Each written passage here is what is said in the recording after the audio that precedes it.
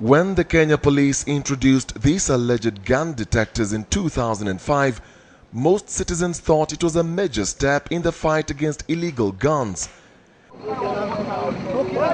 Kenyans were then facing an upsurge in gun-related attacks, and the gadget seemed like godsend. But it was too good to be true.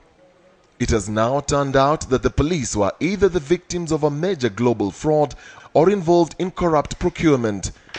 They and others like the Kenya Wildlife Service, who paid millions of shillings for the gadgets, were tricked into buying useless equipment sold by suspected fraudsters to developing countries. A highly placed within the police force claims only 10 units were bought in 2005, each costing about 50,000 shillings.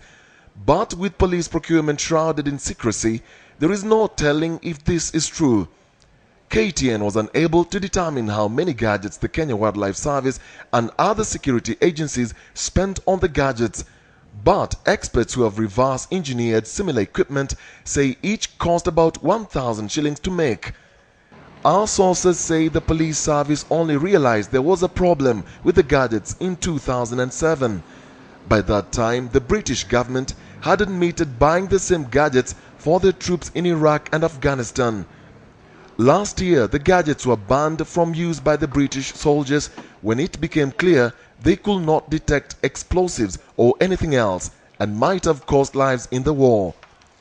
Four rival companies that make and sell the gadgets globally are the subject of a major fraud and corruption investigation by British detectives.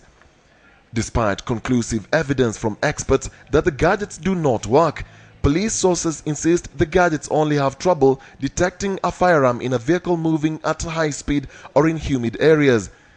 They add that the Kenyan government cannot be compensated for the failed gadgets because of contractual reasons.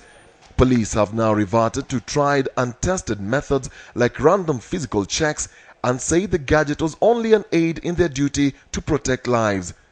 Dennis Okari, KTN Prime.